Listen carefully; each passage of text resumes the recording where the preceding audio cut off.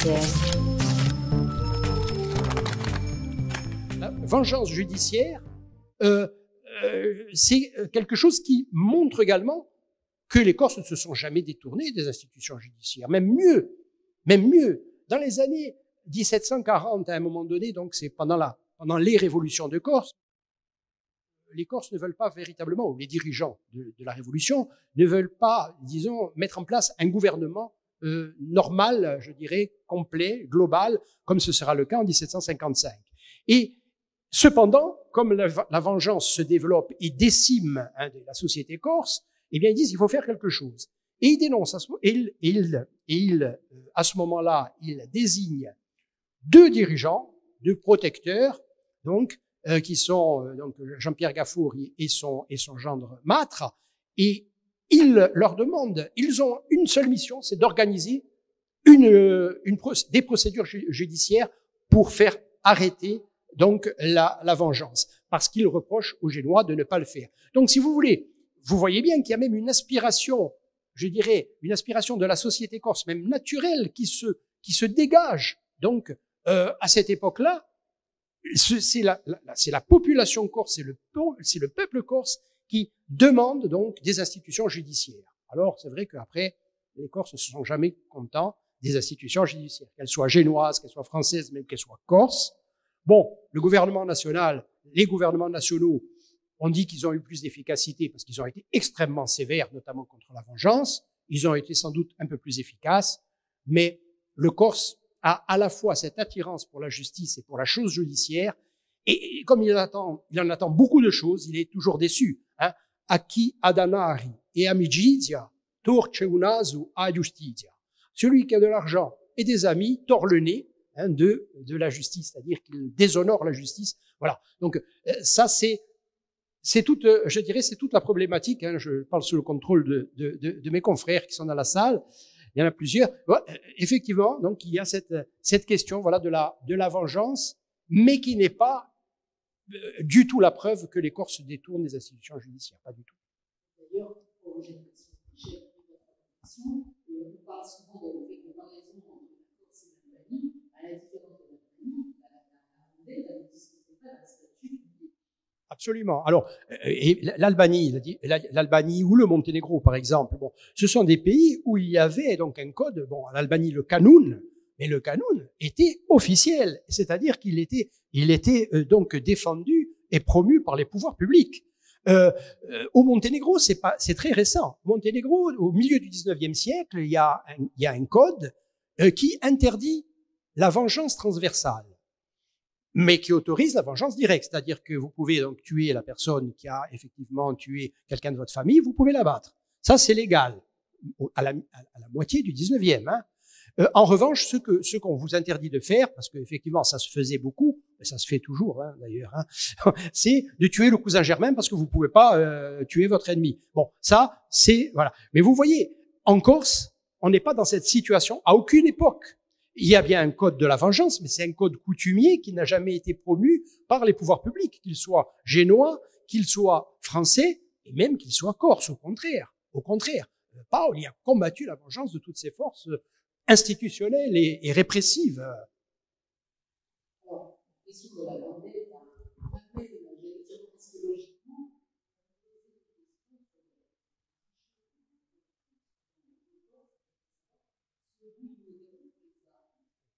alors, il y a une notion très intéressante dans un premier temps, de souligner les dangers de l'appropriation excessive de l'hypnotique, encourager d'ailleurs par la littérature romantique du français, et vous soulignez la dichotomie présente dans la justification entre un usage public des armes pour défendre la nation et un usage public stigmatisé.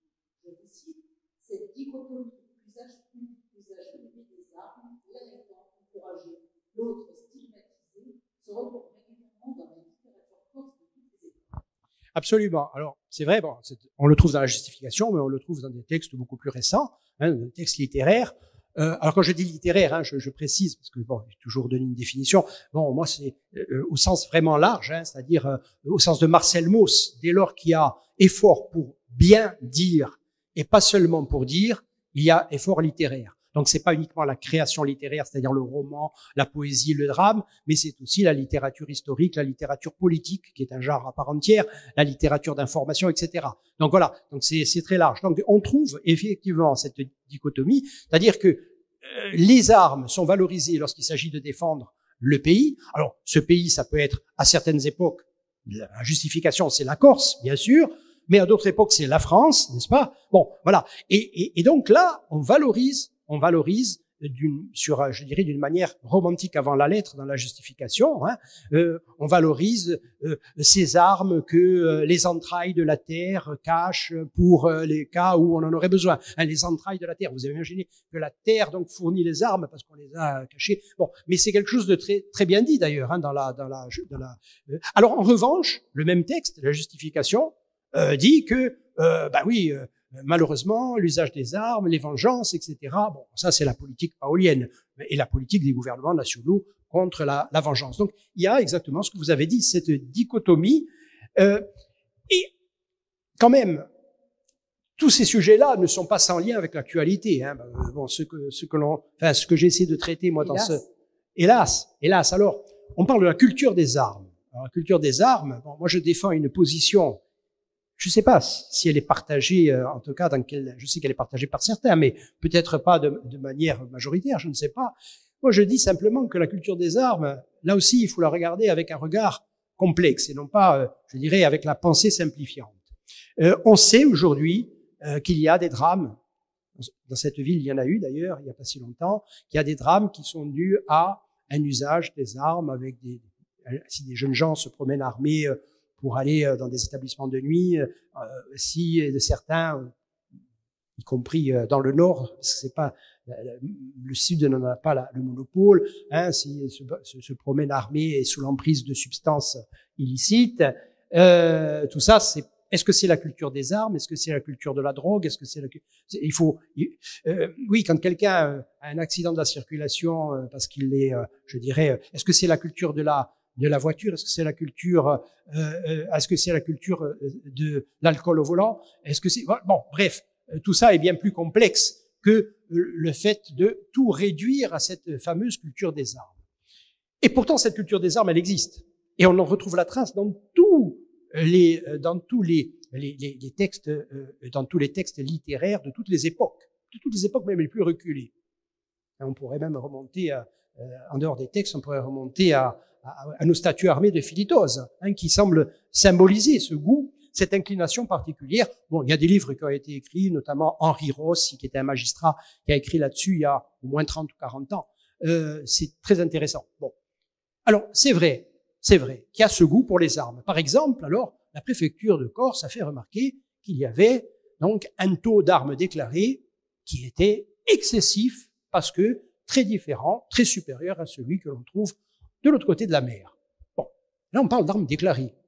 Et sur ce, la préfecture de Corse, dans sa sagesse, a décidé de faire la guerre donc à ces armes déclarées. Et oui, puisque si vous écoutez, mais si vous reprenez, parce que vous avez tout ça en ligne, hein, vous prenez la conférence de presse de la préfecture, il vous parle pas des armes illégales, il vous parle des armes déclarées, du taux. Bon. Et donc, effectivement, mais ça n'est pas propre à la Corse, parce que c'est une politique qui est une politique parisienne. Désarmer les citoyens, désarmer les chasseurs. En France aussi, il y a des chasseurs. Hein, il y en a, notamment en milieu rural. On rend les choses très difficiles pour avoir une arme, pour faire du tir sportif ou pour aller à la chasse. Bon, dans le même temps, on nous dit que, en fait, que la guerre est aux portes de l'Europe et qu'elle sera peut-être demain au cœur de l'Europe. Je ne sais pas si c'est vrai, mais je ne sais pas si ces politiques-là sont pas un peu contradictoires de la part des pouvoirs publics. Hein, lorsqu'on vous dit, attention, vous savez, là, on risque d'avoir la guerre. En même temps, si vous avez un fusil de chasse, ce serait bien que vous le rendiez. Bon, vous le rendiez d'ailleurs à qui, puisqu'il est à vous. Bon, alors, moi, je vais dire simplement la chose suivante. Bon, il y a des études qui ont été faites, j'en parle dans ce livre, ce serait trop long de développer ça, mais sur la politique des empires, notamment un professeur donc de la Sorbonne, Martinez-Gros, hein, le professeur Martinez-Gros, qui a expliqué que les empires désarment les populations productives pour pouvoir prélever l'impôt. Hein, voilà. Et que ça, c'est une réalité qui a traversé les siècles. Lui, il a travaillé sur Ibn Khaldun, qui est un historien du XIVe siècle, et il parle également de l'actualité, notamment de l'Amérique latine. Et il dit, si on désarme, comme en Amérique latine, on a commencé à désarmer à un moment donné les populations productives, les honnêtes gens, en quelque sorte, on les désarme, alors qu'ils étaient armés jusqu'à il y a quelques années, eh bien, on donne mécaniquement le pouvoir aux gangs. Et c'est ce qui se passe notamment en Amérique latine. Il explique ça très bien. S'agissant de la Corse, moi je fais observer que si la Corse a été la première à se libérer de l'occupant fasciste en 1943, c'est aussi parce qu'il y avait des Corses qui savaient se servir des armes et qui avaient des armes, y compris d'ailleurs des armes illégales. Puisque bon, évidemment que l'occupant fasciste n'était pas d'accord pour que l'on garde même les fusils de chasse. Donc, je ne sais pas si le fait de dire, voilà, parce qu'il y a des dérapages, parce qu'il y a des horreurs, parce qu'il y a des drames, comme il y a des drames avec d'autres moyens, je parlais des voitures, bref, est-ce qu'il faut aujourd'hui tout mettre sur le compte de cette culture des armes qui existe, mais qui a son aspect négatif et son aspect positif dans certaines... Simplement un exemple, la Finlande, qui aujourd'hui est très inquiète. Bon, vous, ils sont à côté des Russes, ils ont déjà eu affaire aux Russes. Donc, effectivement, alors, ça fait des années qu'eux s'organisent. Et effectivement, c'est un tout petit pays, mais qui peut mobiliser 1 million d'hommes, donc, je dirais, immédiatement. Dans leur politique de défense, très efficace, qui fait de ce pays ce qu'on appelle un hérisson. Hein, voilà. Ce petit pays, dans sa politique de défense, prend en compte la présence d'armes de chasse dans les foyers, comme quelque chose de positif en cas d'invasion. La politique française, c'est exactement l'inverse. Et tout particulièrement en Corse, avec cette... Alors, bon, il y a quand même quelque chose de positif, c'est que les Corses n'ont pas rendu d'armes, hein, finalement. Vous savez, ça a été un fiasco total. Vous avez pu le constater. Mais en ce qui me concerne, je m'en félicite, mais pas parce que j'ai une passion particulière pour les armes, mais parce que je pense que cette démarche-là était complètement décalée par rapport aux intérêts de la Corse et même aux intérêts de ceux qui vivent de l'autre côté de la mer. Alors, vous pointez aussi dans cet ouvrage un autre décalage entre les intérêts ou les aspirations corses et la politique à l'échelle nationale de l'État français, c'est par rapport à la laïcité. Il y a tout un passage sur la laïcité et qui est assez intéressant puisque vous parlez de la Corse qui est plutôt imprégnée des lumières italiennes, qui serait plus habitué à une laïcité que vous qualifiez, je cite, de sereine, avec une sérénité fondée sur le respect du religieux, à la distinction de ce que vous appelez une laïcité de combat, c'est quand même assez tranché, menée par la France, notamment par la loi de 1905. Et c'est vrai que on voit la pertinence et on voit parfois l'effet de décalage, enfin, beaucoup d'analystes voient l'effet de décalage, mais en même temps, la loi 1905, initialement, c'est une loi dont les historiens disent que c'est une loi de tolérance religieuse pour apaiser le climat ambiant, de liberté religieuse, liberté de conscience. Donc, est-ce que c'est véritablement, est-ce qu'il y a une telle opposition entre la loi 1905 et la manière dont on peut vivre la laïcité aujourd'hui ici? Est-ce que la distinction est aussi nette que ça? Je me posais la question. Aujourd'hui, on parle, et c'est vrai que nous avons commencé à travers un colloque aussi qui a eu lieu il y a 1 an, hein, de travailler sur cette question de la laïcité corse ou à la Corse, comme disent certains. Bon, notre évêque cardinal a repris beaucoup cette expression parce qu'il a constaté que c'était une réalité depuis qu'il est arrivé. Ça fait pas si longtemps finalement, mais je crois qu'il a compris beaucoup de choses. Et donc, effectivement, il y a une sensibilité particulière. Bien sûr que la laïcité qui s'applique à la Corse sur un plan juridique, c'est la laïcité française. Très clairement. Les textes sont des textes français. Bon. La laïcité telle qu'elle est pratiquée par les Corses, elle est un peu différente. Elle est différente. Alors, pourquoi? On sait que les laïcités des différents pays ont été cristallisées à partir des Lumières. Bon, les Lumières françaises étaient très antireligieuses. Les Lumières italiennes étaient moins antireligieuses, même s'il y avait des auteurs antireligieux, c'était Giannone, et bon. Mais globalement, les Lumières italiennes étaient moins antireligieuses. Mais cela dit, qu'est-ce que c'est les Lumières? Les Lumières, c'est aussi la séparation de l'ordre ecclésial et de l'ordre politique. Donc c'est ça quand même.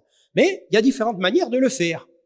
ce qu'a fait Paul en 1755, c'est la séparation entre l'ordre politique et l'ordre ecclésial. Et il n'a pas été tendre avec les évêques, qui d'ailleurs soutenaient Gênes, mais il a eu le soutien du clergé, je dirais, de façon générale. Mais les évêques, eux, ça s'est très très mal passé.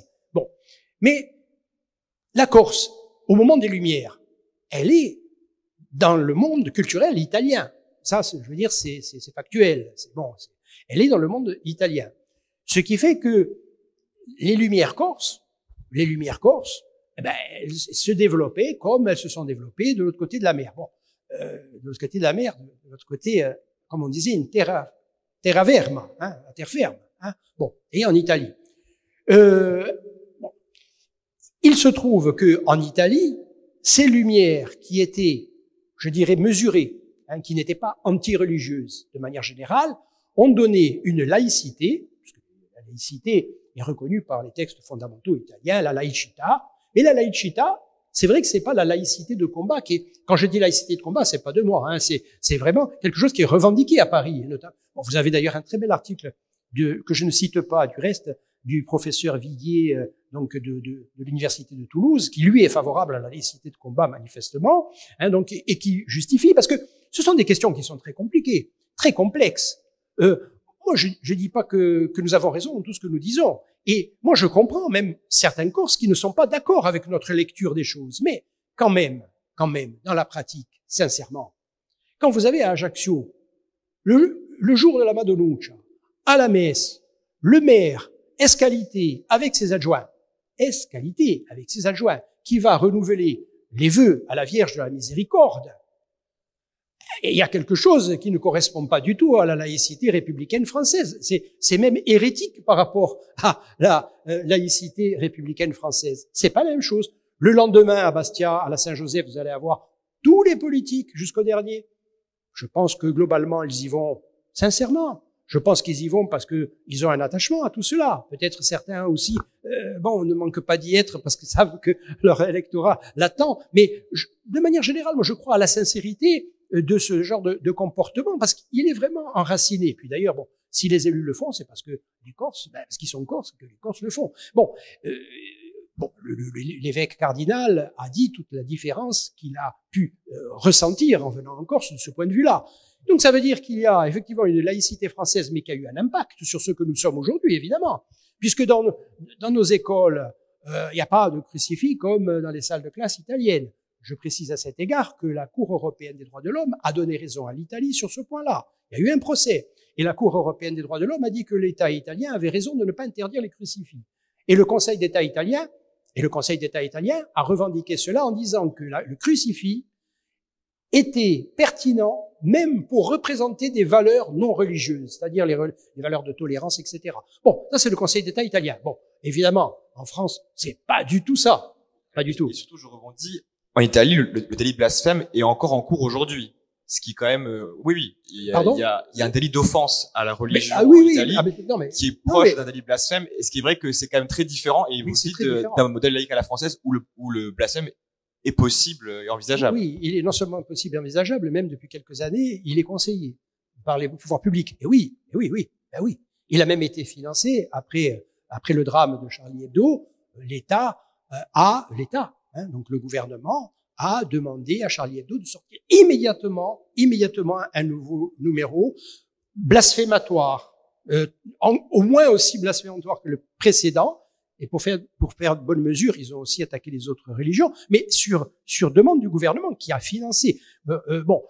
Alors que 2 ans avant seulement, un autre gouvernement de même coloration politique, c'est-à-dire un gouvernement socialiste, M. Ayrault, avait condamné les caricatures. Alors, on n'est pas ici pour dire s'il faut condamner, s'il faut pas condamner, si ils ont eu raison. Bon, après le drame de Charlie Hebdo, c'est normal qu'il y ait cette émotion, c'est normal qu'il y ait, je dirais, à un moment donné, mais on a à ce moment-là, on a quand même vu que le blasphème, non seulement ça n'était pas, très bien que ce soit pas un délit, mais que ça devenait quelque chose même de, je dirais, de conseiller et même de demander, et même de commander au sens strict du terme, par le gouvernement.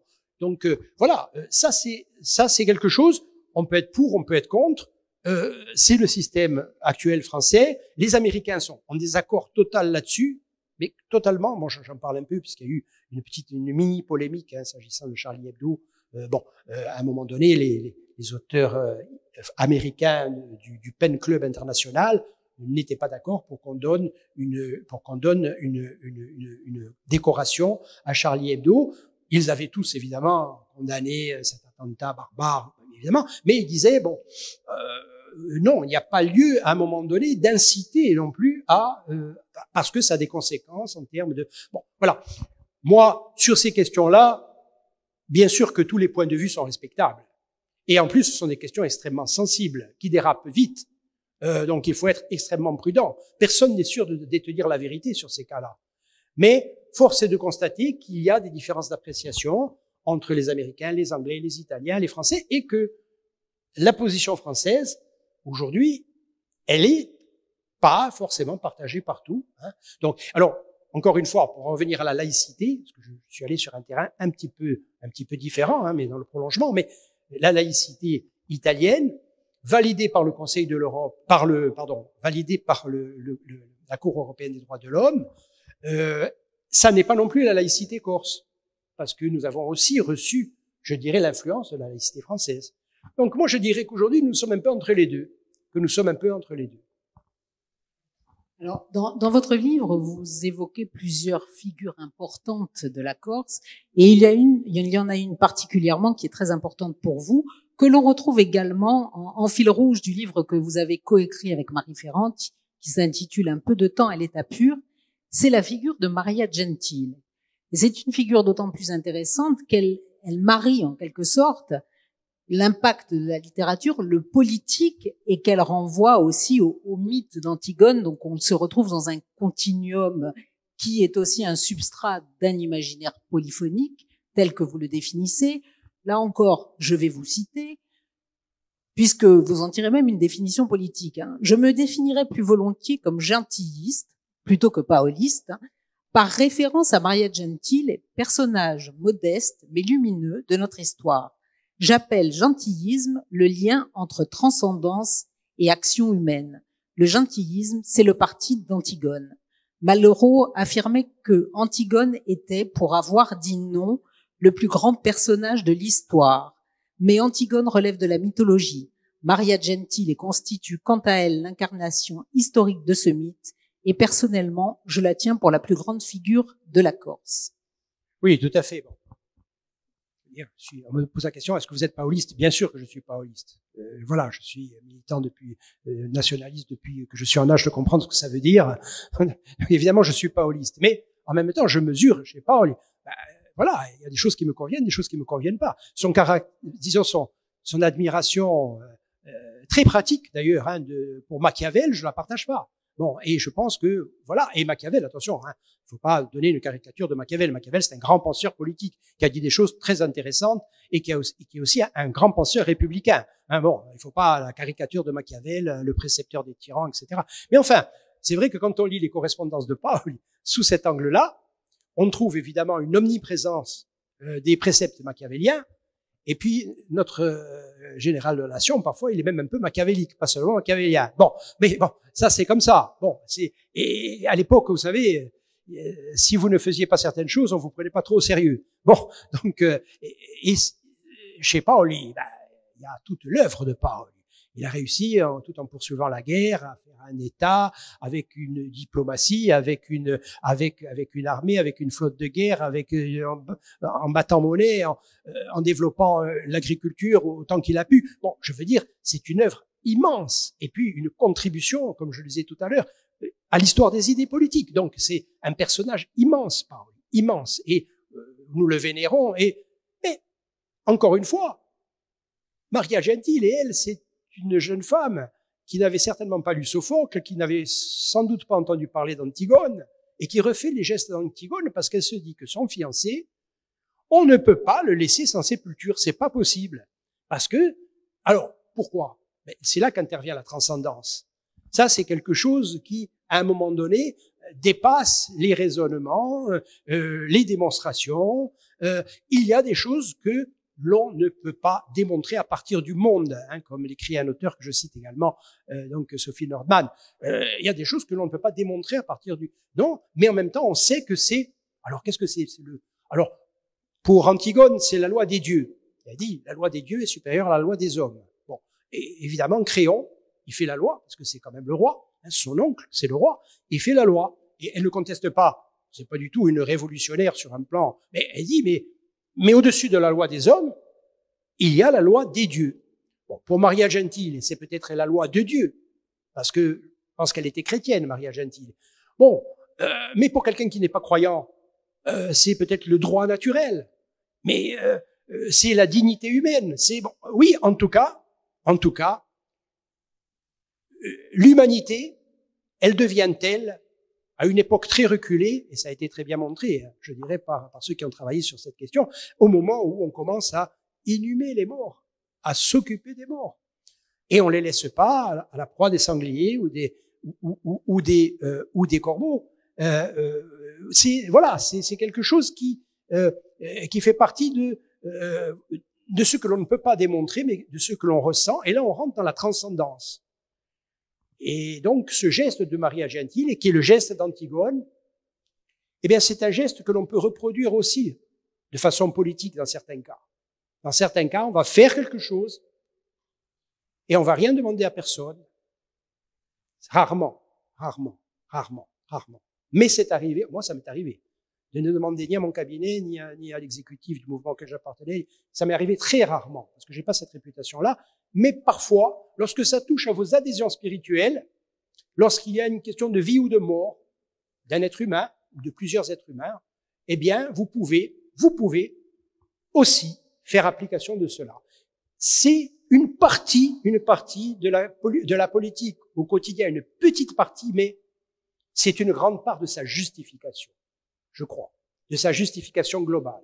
C'est une petite partie du quotidien, bien entendu, parce que si vous commencez à faire tout ce qui vous passe par la tête sans rien demander à personne, c'est pas bon non plus pour le pays. Mais, je veux dire, sur ce que doit être la politique, ça ne peut pas être uniquement une affaire de budget, une affaire de gestion, et même une affaire de négociation diplomatique au plus haut niveau. C'est aussi savoir que l'on participe à quelque chose qui est beaucoup plus grand que soi, qu'on a du mal à définir.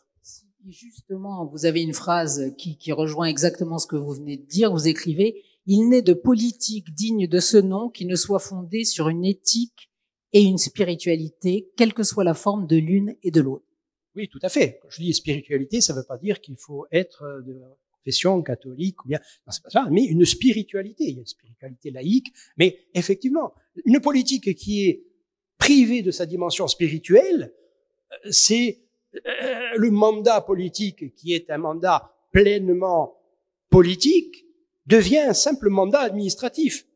Et ça, je veux dire, c'est une dégradation totale du mandat qui est confié à un moment donné. Donc, le mandat politique, moi, là aussi, tout est discutable. Vous savez, moi, je suis ce sont des notions qui sont très complexes et qui ne sont pas forcément partagées par tous. Mais donc, et moi, j'entends aussi les objections. Tout à l'heure, on a parlé de laïcité, tout ça. Il y a des objections très sérieuses de Corses qui sont pour la laïcité parisienne. Mais moi, je les appellerai pas des laïcards, parce que il y a une connotation qui est péjorative et inutilement péjorative. Moi, je pense qu'il faut faire dialoguer ces différents points de vue. Et lorsque je parle de la politique et que je dis que une politique, elle a une dimension spirituelle, sinon ça n'est pas de la politique, sinon c'est de la politique aérie, moi, je le pense profondément. Malheureusement, parfois, la politique se dégrade en politique aérie, mais c'est réversible. Et c'est même réversible, j'en suis persuadé, au sein des mêmes personnes. Non seulement au sein des mêmes peuples, mais même au sein des mêmes personnes. Alors, on a parlé de Maria Gentile, on a parlé de Pasquale Paoli. Il y a une troisième figure dont on ne peut pas faire l'économie. Il est impossible de pas en parler, surtout à Ajaccio, quand même. Ce serait, en plus, au sein du Palais Fesch. Oui. De surcroît, ce serait difficile. Alors, on abuserait. Voilà. Bien évidemment, bon, je pense que beaucoup l'ont reconnu, c'est Napoléon, dont vous faites aussi une part dans cet ouvrage, Napoléon, notamment dans la question du respect de ce qui vous appelez l'imaginaire polyphonique, donc une pluralité des imaginaires et des mémoires. puisque c'est vrai que selon, et vous expliquez bien que l'imaginaire corse, il est polyphonique, il est complexe, selon l'influence politique, mais aussi selon la position géographique, puisque vous montrez bien qu'à Corté et à Bastia, la toponymie des lieux est quand même beaucoup plus axée sur Paoli qu'à Ajaccio, c'est un fait. Et justement, vous voulez justement aller contre cette pensée que je cite, une pensée simplifiante, une opposition, le héros Paoli versus le traître Napoléon, pour justement essayer de dépasser cette dichotomie, cette binarité, surtout lorsqu'on connaît les relations entre l'un et l'autre, du moins au début.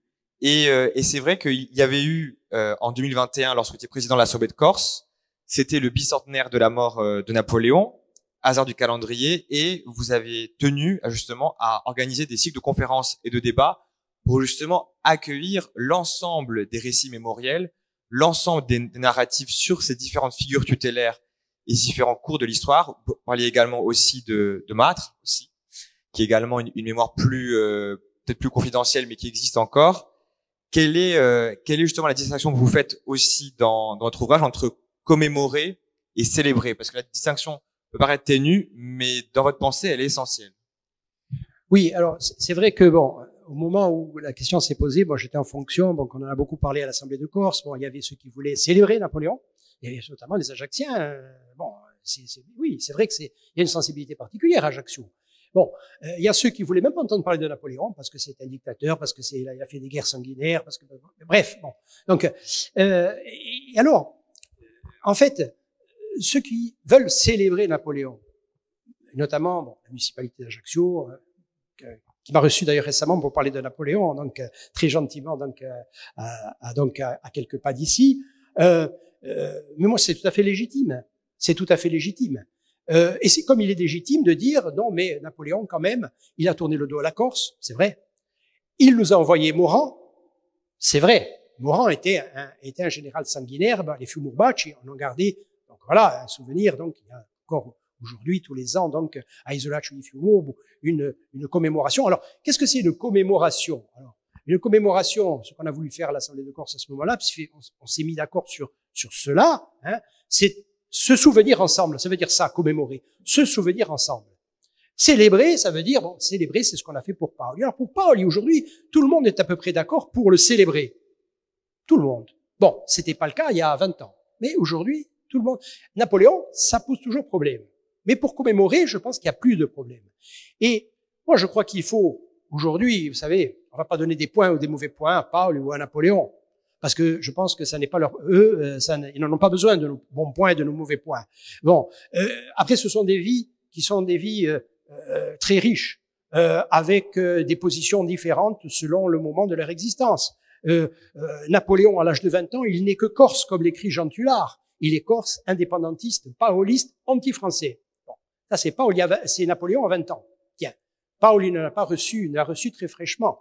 Il est en admiration devant Paoli. Il lui écrit pour lui dire qu'il voudrait écrire une histoire de la Corse, et Paoli lui répond, vous êtes bien jeune pour écrire une histoire de la Corse. Bon, il se méfie de lui. Pourquoi? Parce que c'est le fils de Charles, que Charles avait rejoint les Français un peu, peut-être précipitamment, ce que son propre fils lui reprochait, parce que Napoléon a 20 ans, ça fait 10 ans qu'il est en France, 10 ans qu'il est en France, mais il n'est que corse, il est paoliste, et il en veut un peu à son père, d'avoir... Alors bon, mon ami Michel Verger-Franceschi, historien, professeur qui vient très souvent, d'ailleurs, y compris à Ajaccio, je crois d'ailleurs qu'il va avoir le prix du mémorial, il me semble, on va lui remettre le prix du mémorial, Michel Verger-Franceschi me dit, qu'est-ce que tu voulais qu'il fasse? Il me dit, et qu'est-ce que tu voulais qu'il fasse? Il avait une famille nombreuse, il fallait les nourrir. Bon, alors évidemment, ça c'est très pragmatique, hein, comme position. Je ne sais pas si cela peut justifier l'attitude un peu précipitée de Charles pour rejoindre les Français aussi vite. Bon, Napoléon, lui, va voir que s'ouvre devant lui une carrière incroyable et il va épouser ce destin. Ensuite, il va y avoir affrontement, effectivement, hein, en 93, la famille de Napoléon Bonaparte, poursuivie par les paolistes, s'en va. La rupture, elle est là. Elle est là pour des raisons qui sont assez complexes, mais on n'a pas le temps d'y revenir. Mais à la fin de sa vie, qu'est-ce qu'il dit, Paoli? À la fin de sa vie, 1801, il dit Grâce à lui, le nom de Corse n'est plus tenu dans le mépris. Il nous a vengés, il a vengé la Corse de Ponteno. Bon, ça c'est Paoli qui dit ça. Napoléon, lui, à Sainte-Hélène, il dit bon, il m'aimait, je l'aimais, bon, etc. Bon, bref, c'est deux parcours. De les opposer politiquement, c'est une position qui a sa légitimité, mais aujourd'hui, on n'a pas besoin d'une figure de traître. S'agissant de Napoléon, on n'a pas besoin d'une figure de traître s'agissant même de Mâtre. Et Mâtre, qu'est-ce qu'il demandait Mâtre? À co-gouverner la Corse. Il ne demandait pas à la gouverner seule, il demandait à la co-gouverner. Mais Paoli, en bon machiavélien, et là je dis bien machiavélien, pas machiavélique, hein, un seul homme pour diriger, pour fonder une république. Ça c'est Machiavel. Machiavel va jusqu'à justifier l'assassinat de Rémus par Romulus. On est dans le mythe. Mais il dit, bon, c'est vrai que de tuer son frère, c'est pas très bien, mais quand même, si c'est pour fonder une république, ma foi, ça vaut peut-être le coup. Ça, c'est Machiavel. Bon, j'ai écrit quelque part, une boutade, mais en même temps, est-ce que Mâtre n'a pas été le Rémus de Paoli? Bon, parce que c'était une lutte à mort pour le pouvoir. Du côté de Mâtre, pour le partager, et du côté de Paoli, pour l'avoir tout seul. Mais peut-être que Paoli avait raison de vouloir l'exercer seul. La preuve, c'est ce qu'il a fait. Maintenant, bon, il y a une mémoire matriste. Vous dites qu'elle est très, très, très marginale. C'est peut-être vrai, mais il a eu des enfants. Et il y a des descendants directs. Il y en a beaucoup. Et il y en a, alors, pendant très longtemps, cette mémoire était vraiment totalement souterraine, parce que, évidemment, bon, la pensée simplifiante, c'était effectivement il y a le héros, le traître, le héros, le traître. Bon, aujourd'hui, j'ai un doctorant qui s'appelle Marc-André Apéro, hein, qui est originaire d'Alat, hein, qui a fait une très, très belle thèse. Aujourd'hui, il est docteur, hein, il a soutenu il y a 1 an. Et lui, il a travaillé sur histoire et mémoire. Et il a travaillé notamment sur cette question de la guerre civile. Et il a interrogé les descendants des Mâtres, de façon anonyme d'ailleurs. Hein, bon, c'est un travail scientifique, ça a été anonymisé. Et on trouve vraiment une mémoire matriste encore vivante aujourd'hui. Et ma foi, c'est normal. Alors, qu'est-ce que c'est l'imaginaire polyphonique? Pourquoi je parlais d'imaginaire historique Pourquoi je propose cette notion? Parce qu'on ne va pas écrire, même moi je partage l'interprétation nationale corse, bien sûr, je partage cette interprétation qui valorise l'action de Paoli, évidemment, comme tous les nationalistes. Mais il y a d'autres interprétations historiques. L'interprétation pro-française, elle a droit de citer, c'est normal. Bon, on peut penser notamment à Ange Rovère, mais seulement le problème c'est qu'Ange Rovère, lui, il présente les choses de manière polémique et agressive, alors que finalement, de vouloir montrer les parts d'ombre de Paoli, ça peut être aussi une manière d'éviter la géographie, et je crois que c'est peut-être quelque chose de très sain, mais sauf qu'il présente les choses de manière très agressive, ce qui fait qu'il ne peut pas y avoir de dialogue. Mais moi, je suis pour le dialogue avec également. Il y a une mémoire pro-génoise aujourd'hui, alors qui ne s'est pas manifestée pendant des décennies, parce que là aussi, les Génois, bon, les Génois, alors eux, étaient détestés par les nationalistes, et ils étaient détestés par les pro-français aussi. Alors donc, les Corses d'origine génoise, et Dieu sait qu'il y en a, notamment dans les présides, dans les anciens présides, à Bastia, ben, ils ne le disaient pas. Aujourd'hui, ils le disent. Notamment, il y a une très belle exposition Bastia-Génovaise, magnifique exposition. Bon, aujourd'hui, cette mémoire affleure, alors qu'elle était souterraine. Bon, il y a une mémoire grecque à Cargèse, et là aussi, c'est pas du tout la même mémoire que le mouvement national, hein, parce que entre les Grecs et le mouvement national, au XVIIIe siècle, ça n'a pas été bon. Eh bien, mais ce sont des mémoires qu'il faut faire dialoguer aujourd'hui. Et pour moi, c'est la condition de la cohésion de la société corse. Pour en finir, Paoli, Napoléon. À Bastia, le boulevard Paoli. À Corté, le cours Paoli. Ici, le cours Napoléon. Ici, jusqu'à il y a quelques années, pas de statue de Paoli. Bon. Pour moi, moi, je suis nationaliste corse, et moi, je souffre de ce genre de choses, personnellement. Politiquement, bien entendu. Hein, c'est comme quand il y avait le derby entre le Sporting et la CA, que je regardais les réseaux sociaux. Il y a de quoi être malade. Bon, parce que j'estime que la cohésion de la Corse, c'est précisément aussi de prendre en compte cela. Ça ne veut pas dire qu'on ne doit pas se disputer pour un derby, mais enfin, il y a des limites. Bon, voilà. Mais encore une fois, ce qui va dans le sens de la cohésion de notre société, je suis persuadé que c'est de dialoguer, de faire dialoguer ces mémoires, ces interprétations historiques différentes, et de se rendre compte qu'aujourd'hui, nous sommes le produit de tout ça, Nous ne sommes pas le produit de l'action de Paoli. Je dirais, nous ne sommes pas le produit unique, hein, uniquement le produit de l'action de Paoli. Évidemment, nous sommes le produit de tout ce qui s'est passé. Et donc, pour moi, on va pas écrire, voilà, ça c'est mon point de vue. Il y a peut-être des nationalistes qui sont sur d'autres points de vue. Mais moi, on va pas écrire un Lavis à la mode corse. Hein. Vous savez, ce petit manuel hein, du 19e, et on disait, la France est belle parce que Dieu l'a faite belle. Elle est grande parce que l'histoire l'a faite grande. Bon, avec bon, après nos ancêtres les Gaulois et tout ça, bon, vous avez bien compris. Bon, y compris pour les petits Africains, nos ancêtres gaulois. Bon, c'était très différent. Bon, voilà, bon. Non, mais tout ça, non, mais on n'est pas là pour faire ça. Nous, voilà, je pense qu'on n'a pas à écrire un roman national, ni même un récit univoque. Mais, je pense, une certaine complexité, de bonne foi dans le dialogue. Moi, je pense que ça, c'est utile à la cohésion de la société corse. J'étais un peu loin. D'ailleurs, au terme, à la terminologie roman national, vous préférez celle d'histoire commune. Et dans la constitution de cette histoire commune et dans la constitution de cet imaginaire collectif, justement, la littérature joue un rôle central. Vous avez écrit dans un ouvrage précédent, il faut que je le retrouve, oui, la littérature compose l'imaginaire collectif et intervient donc en tant que force politique. Mais plus encore, elle permet aussi, elle a été, notamment dans le cas de la Corse, un outil d'émancipation fondamentale, sur lequel vous revenez d'ailleurs quasiment à la fin de ce livre, mais aussi en filigrane de toute la réflexion. Oui, alors, la littérature, bon, moi évidemment, c'est ce que j'enseigne et c'est ce sur quoi je travaille, donc y compris comme chercheur. Il y a aussi aujourd'hui le cinéma, qui est une force incroyable pour modeler les imaginaires, le cinéma. Bon. Et là aussi, je dirige un mémoire qui va devenir une thèse et qui travaille sur les scénarios. Hein, donc, et les scénarios sont aussi des œuvres littéraires. Bon, je pense que j'attends beaucoup de cette future thèse. J'attends beaucoup parce que effectivement aujourd'hui, la littérature, elle a plus l'exclusivité dans la formation des imaginaires qu'elle pouvait avoir au début du XXe siècle où le cinéma, il était beaucoup moins puissant. Bon, il faut bien le dire.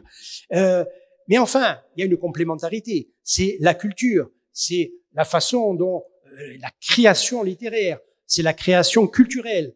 Et je crois que c'est cela qui forme les imaginaires. Bon, évidemment, la création picturale, évidemment. Bon, tout ça forme les imaginaires. Parfois même avec des mythes, parfois même avec des choses qui sont des illusions. Mais qu'est-ce que c'est que l'imaginaire? Parce que bon, finalement, on en a. L'imaginaire, c'est ce filtre à travers les êtres humains voient la réalité. Et comme ils voient la réalité d'une certaine manière, ils agissent aussi d'une certaine manière. Donc c'est très sérieux l'imaginaire. L'imaginaire, certains pourraient penser, c'est l'imagination débridée, des rêves qui n'ont... Non, mais attendez, l'imaginaire. Romain Gary a écrit de très belles pages là-dessus. Mais bon, l'imaginaire, pour comprendre, moi je donne souvent cet exemple. Le père d'un ami qui avait fait toutes les guerres de sa génération, qui était un héros de guerre bardé de médailles, bon, qui aurait pu faire comme certains et finalement tirer un petit peu avantage pour dire, nous on a fait ci, on a fait ça. Bon, c'est humain, hein, c'est humain. Lui, il disait la chose suivante. Il disait, vous savez, nous les Corses, quand il y avait une mission périlleuse, on était toujours volontaires. Mais nous avions peur autant que les autres. Hein. Nous avions peur autant que les Pinsoudi. Ah bon, et alors pourquoi vous y alliez quand même?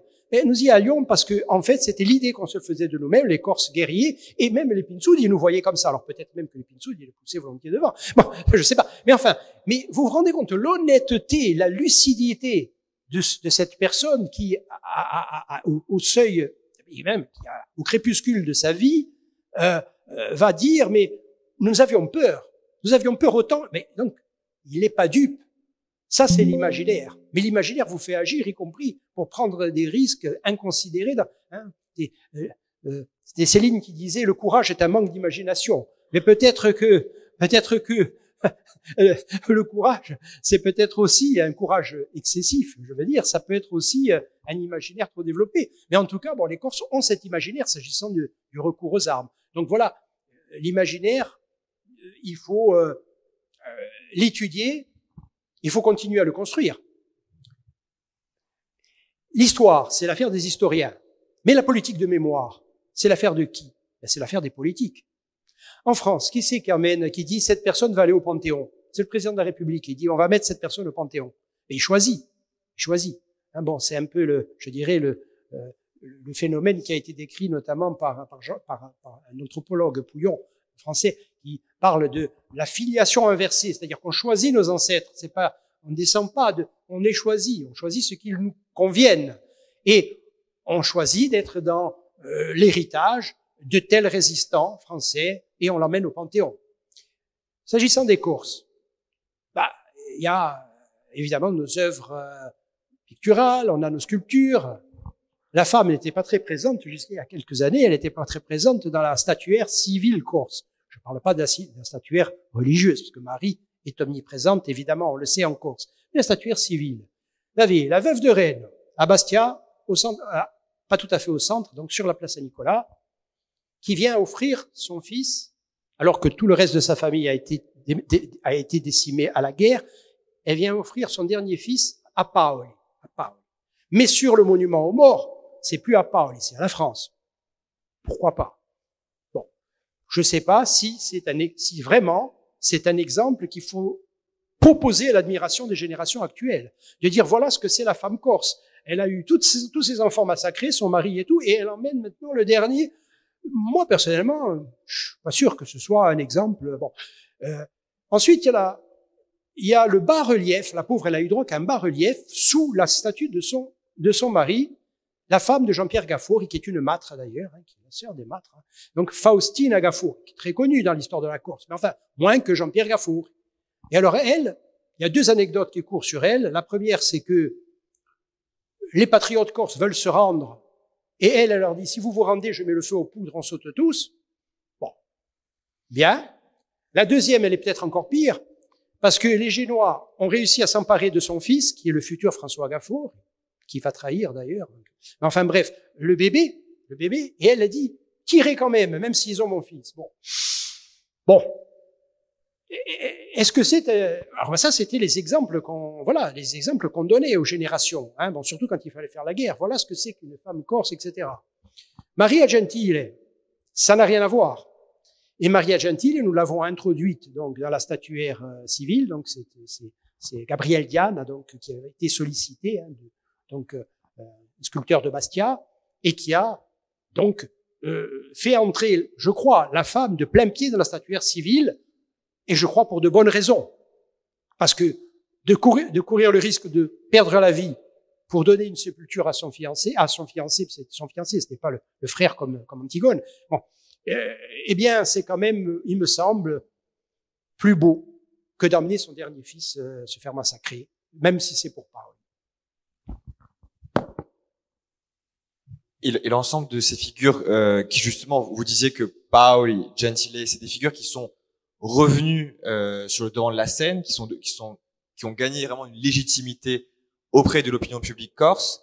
C'est grâce à un phénomène que vous expliquez très bien dans le livre, qui est le problème de réappropriation, et on parle de la littérature, et du cinéma, mais peut-être que ça a galvanisé, au-delà de l'imaginaire, mais qui a galvanisé, qui était un peu la force de frappe, et cet élan insulaire, c'est surtout la musique peut-être, et la polyphonie, le fait que vous utilisez le mot polyphonie plus que pluriel ou multiple, n'est pas innocent, j'imagine, et les trois grands groupes polyphoniques corses qu'on connaît, qui ont vraiment réhabilité aussi l'hymne insulaire, qui ont créé également des chansons qui ont galvanisé et qui ont fait aussi et qui ont tissé un peu des ethnotypes, mais aussi des traits culturels corses.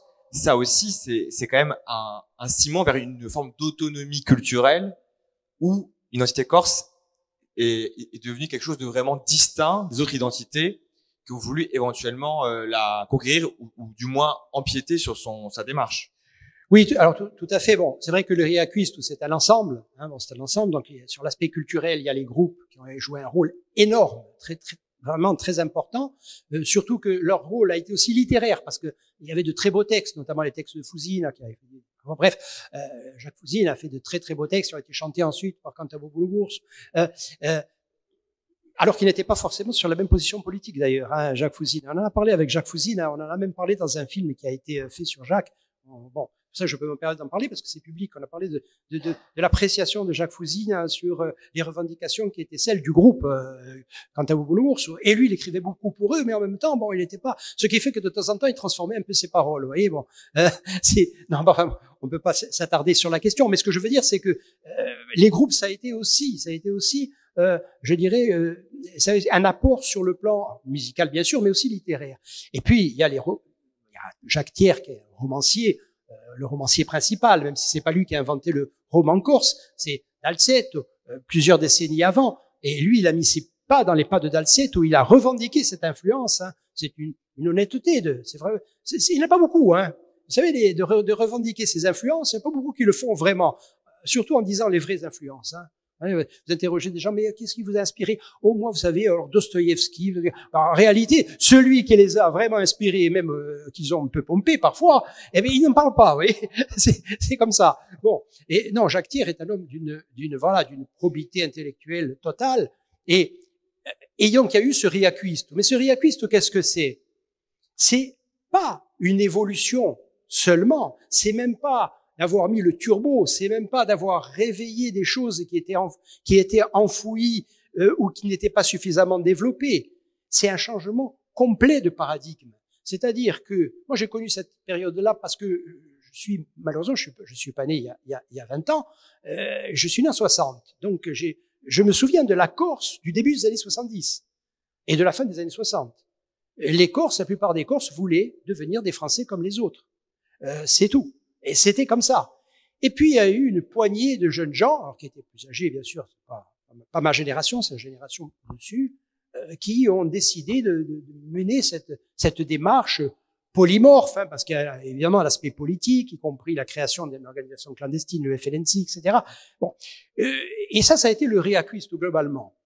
Mais c'est un changement de paradigme véritablement au sens strict du terme, hein, au sens de Thomas Kuhn, qui est donc un historien des sciences. C'est-à-dire qu'il a montré que la science ne progresse pas uniquement par accumulation, mais par rupture, par révolution scientifique. Et là, c'est vraiment une révolution mentale, parce que tout ce qui était méprisé devient valorisé, et tout ce qui a été valorisé devient méprisé. Bon, c'est-à-dire que moi, quand j'étais gosse, j'ai entendu quand quelqu'un prononçait, faisait un corsicisme ou prononçait mal un mot français, obaisano. Obaisano, ça voulait dire gros paysan. Alors gros paysan, ça veut dire, je crois qu'ici on dit paysan bombé. Hein. Voilà.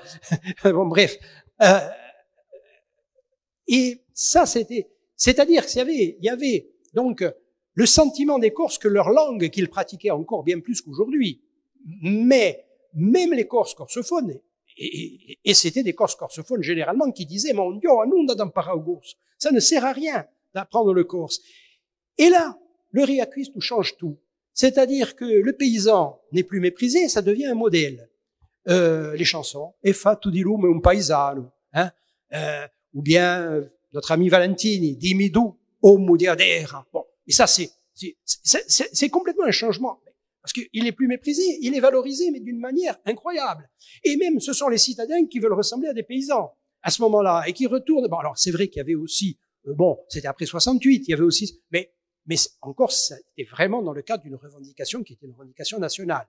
Bon, et de la même manière, la langue dont on disait qu'elle ne servait à rien, et cette langue, c'est ceux qui la parlent pas qui se sentent un peu complexés à un moment donné. Alors, il y a beaucoup de Corses, malheureusement, à l'époque déjà, beaucoup de Corses qui ne la pratiquent pas, alors qu'ils se mettent à la parler, ou bien qui n'y arrivent pas. Hein.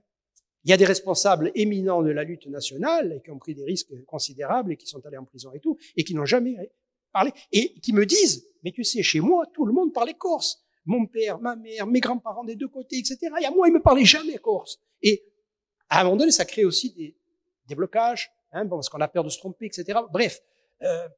Voilà ce qu'a été le Riaquisto. Le Riaquisto, ça a été un changement complet de paradigme.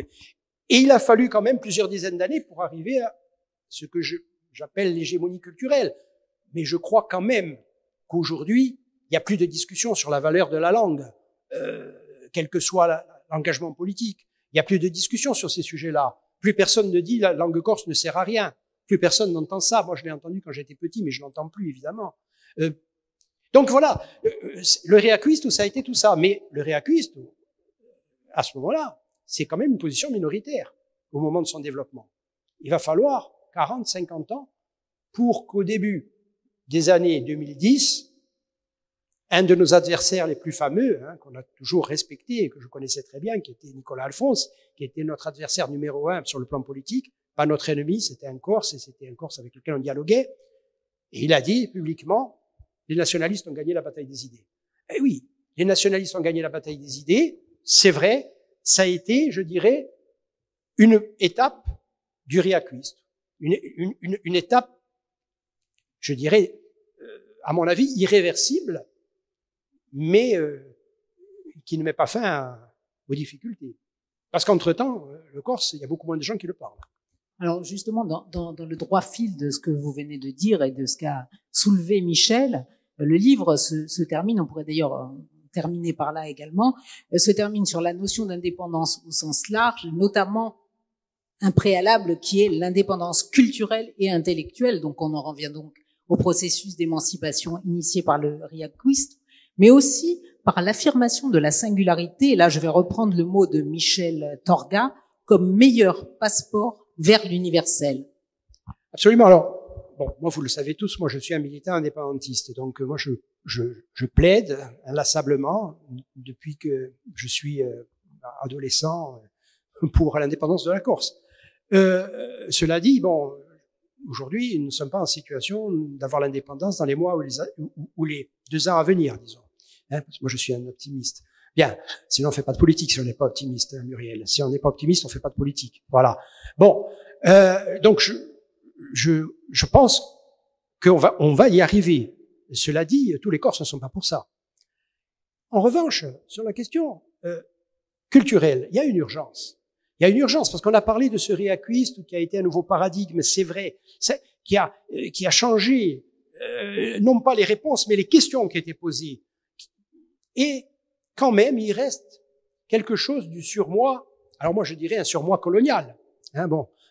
C'est-à-dire que parfois, même des nationalistes, des militants nationalistes, lorsqu'ils ont à mettre en place une démarche de grande ampleur sur le plan culturel, ils sont toujours victimes de ce surmoi et ils hésitent à creuser résolument le sillon de notre corsité, de ce que nous sommes, de notre imaginaire, de notre manière de participer au monde, de notre singularité, pour parler comme Torg. L'universel, c'est le local moins les murs. Bien sûr qu'il ne faut pas de murs, mais oui, il faut défendre ce que nous sommes parce que notre petit peuple, avec sa manière particulière d'être au monde, il a autant de valeur qu'un peuple qui est démographiquement beaucoup plus important. Nous avons quelque chose à protéger comme un trésor, mais pour le protéger, il faut l'assumer.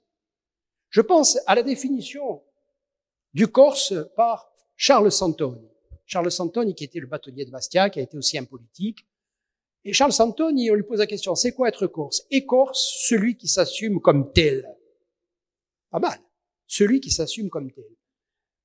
Moi, j'ai un ami aussi qui me dit, pour moi, un Corse, c'est quelqu'un qui se sent insulté lorsqu'on insulte les Corses. Pas mal non plus. Alors, c'est insuffisant. C'est bien sûr pas une définition juridique. Mais ça donne une idée. La question qu'il faut se poser aujourd'hui, et ça, c'est pas seulement une question théorique, c'est une question pratique, une question politique. Est-ce que, par-delà nos différences d'appréciation sur l'objectif institutionnel à atteindre, qui est autonomiste, qui ne l'est pas, qui est indépendantiste, bon, mais quand même, moi, ce que je vois en discutant avec des élus, j'ai gardé d'excellentes relations avec beaucoup d'élus, et notamment avec ceux qui étaient dans notre opposition à l'époque, les élus de droite en particulier, pas seulement. Et je vois ce qu'ils me disent. Alors, bien sûr, je vais évidemment pas les citer, parce que ce serait la pire des déloyautés. Mais certains me disent, mais nous sommes en danger. Ah. Et oui, effectivement, nous sommes en danger. Il me dit, mais c'est un problème, c'est 5000 qui arrivent tous les ans, parce que on va plus. Oui, mais si vous savez, pas seulement à droite, même à gauche. Mais je dis, mais écoutez, je vous demande pas de le dire de la même manière à la télévision, mais quand même, dites quelque chose. Oui, mais on peut pas, bon, après, complexe, mais voilà, non, mais c'est comme ça. Donc ça veut dire quoi? Non, ce qui m'intéresse, c'est pas ça. Ce qui m'intéresse, c'est que si, des personnes qui étaient très opposées à nos idées aujourd'hui disent, mais Sur ce point-là, vous aviez raison. Il y a un danger de dilution totale, de disparition culturelle de ce que nous sommes. Bon, c'est tout.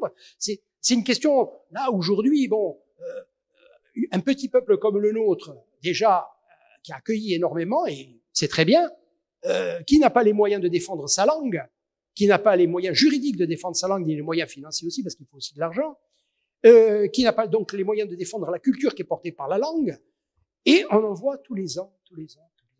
Bon, peut-être qu'il faut se poser la question de savoir comment nous allons faire pour obtenir ce dont nous avons besoin pour continuer à vivre collectivement. Une citoyenneté corse, je ne sais pas, quelque chose qui protège, à un moment donné, peut-être un corps électoral. C'est tout le cas qui a été particulièrement épineux pour nos amis kanaks, et qui n'est pas loin de là résolu à l'heure où nous parlons. Mais la question du corps électoral.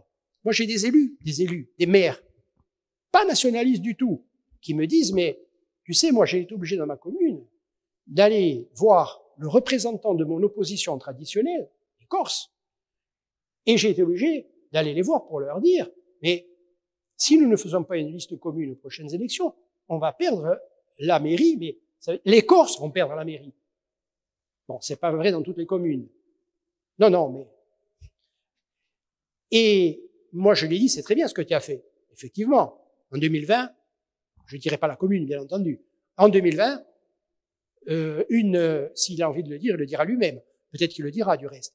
En 2020, donc, liste unique, et il gagne quand même. Mais je lui ai dit, mais tu sais que tu retardes l'échéance, c'est très bien. Mais à un moment donné, ils vont être plus nombreux que vous, tous ensemble.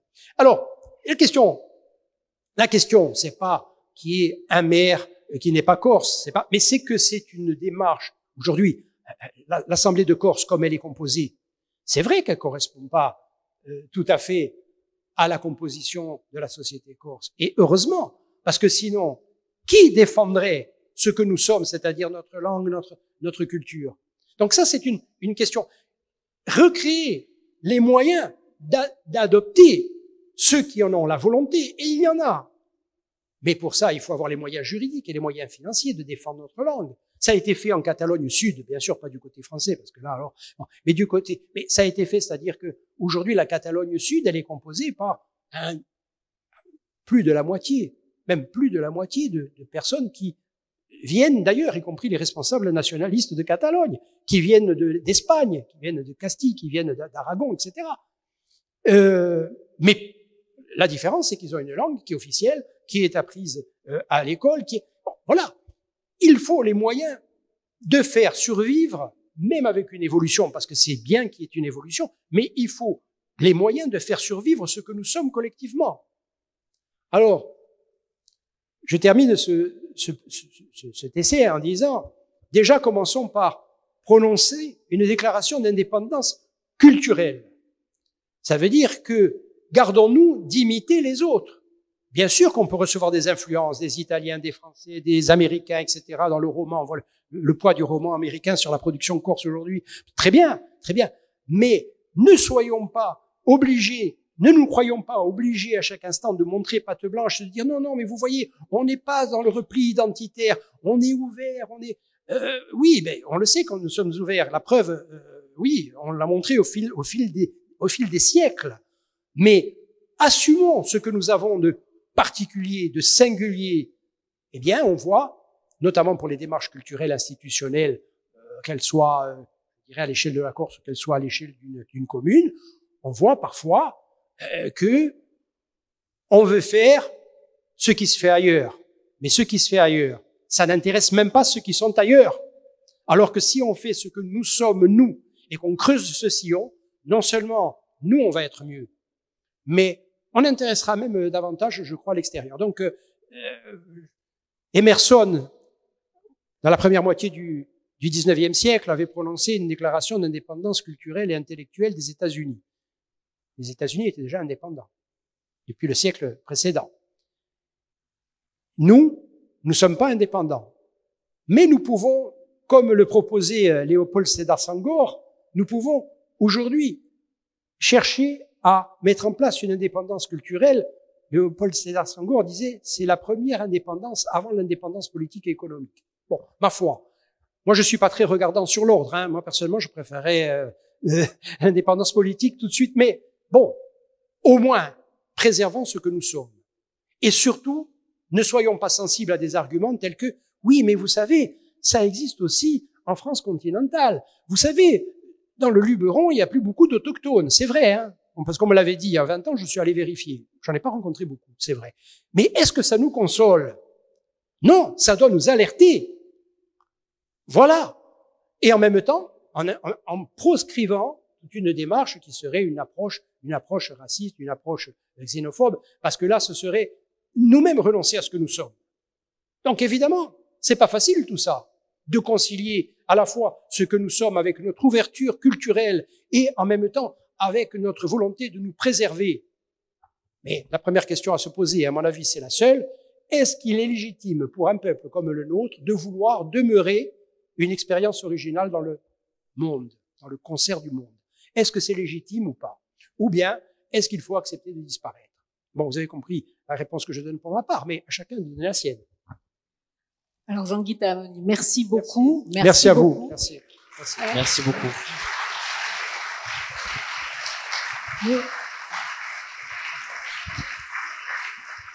Alors,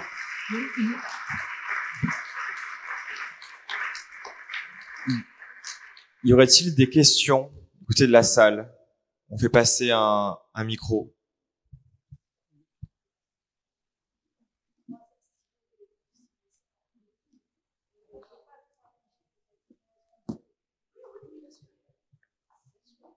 d'accord. Merci Michel. Donc, merci Michel et merci Racine de Ciel de nous avoir offert donc ce beau débat. Donc je suis contente de savoir qu'il y a dans ce livre que je vais acheter tout à l'heure une partie qui est consacrée à la laïcité. Le débat, j'allais poser cette question, mais ça a été fait. Donc j'ai bien compris, enfin je le sais, que cette laïcité en est entre cette laïcité française et cette laïcité italienne.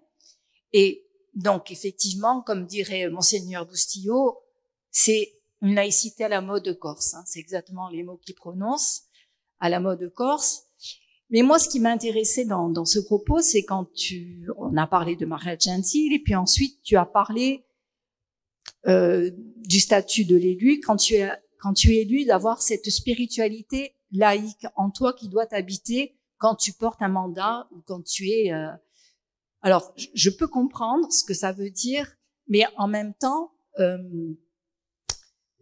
Le fait d'être habité justement pour qu'une porte s'ouvre, pour qu'on ait droit justement à ce bonheur, ce bonheur d'être corse et qu'on doit avoir, pour que cette porte elle s'ouvre et pour ne pas prendre la symbolique de Maria de Gentile qui a existé, hein, parce que c'est vrai qu'à la mère d'Antigone, elle est là, elle est bien présente, elle a fait ce qu'elle a fait, et tu la prends un petit peu en exemple un moment dans ton discours en disant que elle a fait ce qu'elle a senti qu'il fallait faire pour son fiancé. Bon, voilà, elle était habitée par ça.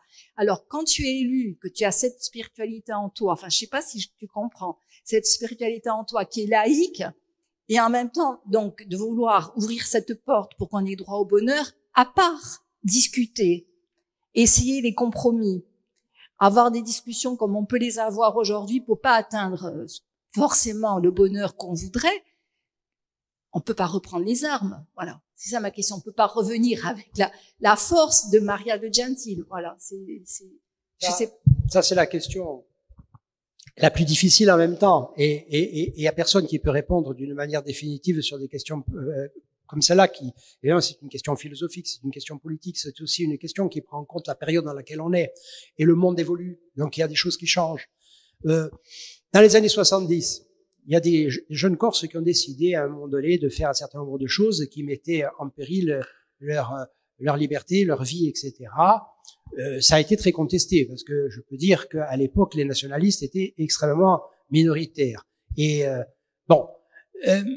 après, pour décentrer un peu, pour essayer d'avoir plusieurs angles de vue, nos amis Kanaks, on leur dit, mais enfin, soyez raisonnables.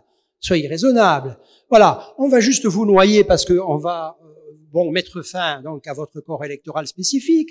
on va vous envoyer donc des quantités industrielles tous les ans, hein, donc parce que c'est ça ce qu'on est en train de leur faire. Hein. Donc, et on va les faire voter. Et ensuite, vous allez, peut-être, si tout va bien, on va vous donner un petit bout de territoire. Vous ferez peut-être une réserve. Bon, les Kanaks.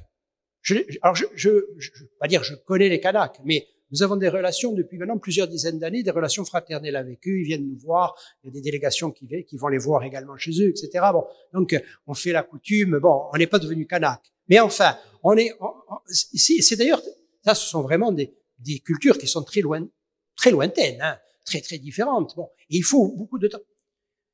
Ces Kanaks s'obraillent. Ils sont doux. C'est un peuple d'une gentillesse, d'une douceur. Alors, vous savez, on montre les photos, par exemple, le nouveau président. Alors, ils ont mis sur les journaux des photos où il avait l'air féroce. Féroce. Ah oui, on dirait vraiment le guerrier, là, qui est prêt à prendre les armes.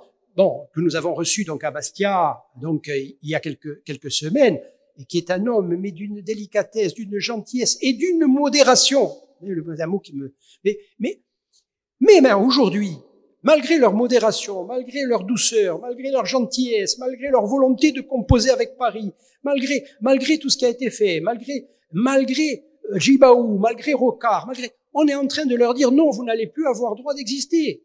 Et on a même réussi à un moment donné à faire signer un papier par 3 responsables qui, en fait, n'avaient pas le sentiment de signer un accord, mais de signer simplement un préaccord. Bon, enfin, tout ça est en discussion au sein du FLNKS, et eux, ils vont pas régler les comptes de manière, alors là, pas du tout. C'est pas du tout leur politique, ils vont discuter, il va y avoir, bon.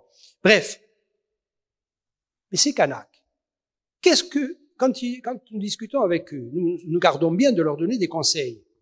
Mais est-ce que tu pourrais leur dire, écoutez, il y a eu des morts l'an dernier, vous n'allez pas recommencer. Parce que c'est vous qui mourrez en plus, parce que en gros, ce sont les Kanaks qui sont morts l'an dernier. Il y a eu 2 gendarmes, dont un qui est victime de tir à mi. Bon, voilà. Le reste sont des Kanaks. Bon, mais si c'est le droit à l'existence, c'est une question qui est difficile. Et moi, je donne pas de réponse. Moi, ce que je dis, c'est que, à mon avis, sans en arriver à ce que tu as non pas proposé, parce que je te connais, non pas proposé, mais ce que tu as exposé plutôt, sans en arriver là, moi je crois que, avec la force que représente aujourd'hui les idées que nous défendons en Corse, et pas seulement avec les nationalistes, tu veux que je te dise, parce que, encore une fois, tout à l'heure, je disais, ailleurs aussi, on voit qu'il y a un problème. Parmi les élus qui ne sont pas du tout nationalistes, on voit qu'il y a un problème. Et les élus qui ne sont pas nationalistes et donc leurs électeurs n'ont pas envie de disparaître en tant que Corse. Donc, avec la force que nous représentons, nous pouvons demain, si nous sommes énergiques, mais il ne faut pas demander les choses, voilà. Alors, moi je vois les Français qui disent bloquons tout. Bon, ils n'ont pas bloqué beaucoup de choses, et en Corse, rien. Pour des idées qui sont, ma foi, très défendable, hein, parce que la situation sociale en France et même en Corse, bon, et surtout en Corse d'ailleurs, puisque nous sommes encore plus en difficulté. Bon, mais Muriel, nous pouvions bloquer tout vraiment. Nous aurions dû bloquer tout vraiment il y a quelques années, et nous pouvions le faire parce que nous avions tout en main. Sur le plan institutionnel, sur le plan syndical, sur le plan associatif, nous aurions pu bloquer. L'affaire aurait été réglée en quelques jours. Et je pense personnellement, c'est ma conviction, tout est discutable, je ne dis pas que j'ai raison, mais je crois vraiment, j'ai vraiment cette conviction profondément enracinée en moi, que si nous l'avions fait, nous aurions contraint Paris à, non pas à nous donner l'indépendance, ni même peut-être l'autonomie, le pouvoir législatif, mais en tout cas, ce dont nous avons besoin immédiatement, c'est-à-dire les mesures d'urgence. C'est quoi les mesures d'urgence? Pour notre langue, empêcher qu'elle disparaisse. Bon, empêcher qu'elle disparaisse. Bon, en 2005, l'Assemblée de Corse avait demandé donc un rapport scientifique qui a été réalisé par des chercheurs qui ne sont pas seulement ceux de l'Université de Corse, mais même de la Sorbonne et d'autres universités. Réponse, en 2005. À défaut d'un statut de co-officialité, il sera impossible d'inverser la tendance qui est au déclin. Ça veut dire quoi? Ça veut dire qu'à défaut d'un statut de co-officialité, la langue corse va disparaître. Alors, est-ce que nous l'acceptons? Oui, non. Moi, je crois que nous ne l'acceptons pas. Depuis 2005, les choses se sont aggravées. Mais, entre-temps, nous avions gagné les élections. Il y a quelque chose qui s'est pas bien passé. Bon. Ça, c'est le premier problème. Problème essentiel de la langue. Parce que la langue, encore une fois, porte les valeurs de la société. Deuxième problème, le foncier. Des possessions foncières, aujourd'hui, les Corses ne parviennent plus, Corses qui ne sont pas riches d'une manière générale, ne parviennent plus à se loger dans leur quartier, dans leur village, etc. Il y a même des endroits encore où c'est impossible, même si on gagne bien sa vie. Bon, il y a des endroits où c'est impossible d'acheter et même impossible de louer parce que les prix de la location sont contaminés par l'augmentation du prix de vente. Donc, est-ce que là aussi, on va accepter de laisser notre place à des gens plus fortunés? Oui, non, il faut répondre à ces questions. On voit bien que c'est ce qui se passe, mais on le sait depuis longtemps. Moi, je me souviens de regretter Jean-Claude Guazzelli aux Journées internationales, il y a une vingtaine d'années, ou moins une quinzaine d'années, qui a dit « Ce qui nous attend, c'est un véritable tsunami ». Bon, Jean-Claude Guazzelli, que l'on a bien connu, qui n'était pas nationaliste du tout, pas du tout. Il dit ce qui nous attend, c'est un véritable tsunami. Le tsunami, on est sous le tsunami. Bon, est-ce qu'on va accepter de s'en aller? Oui, non. Muriel, les questions essentielles. Troisième question, le corps électoral. Aujourd'hui, la mécanique, c'est ça. Ça veut dire que si on continue comme ça, les maires, parce que moi, qu'il y ait des personnes qui ne sont pas d'origine corse et qui disent moi je veux participer au conseil municipal, mais pourquoi pas? Si vous vivez là, vous voulez apporter une contribution, vos compétences, très bien. Mais quand il y a quelqu'un qui vient et qui dit, monsieur le maire, nous observons que sur votre liste, il n'y a pas un seul nom, il n'y a pas un seul patronyme continental. Là, ça devient une revendication communautariste pour le coup. Quand vous avez à Ajaccio une organisation de parents d'élèves qui dit non, non, mais nous, on ne veut pas que les enfants... Comment? Mais le recteur est devenu fou. Comment il veut faire apprendre le corse?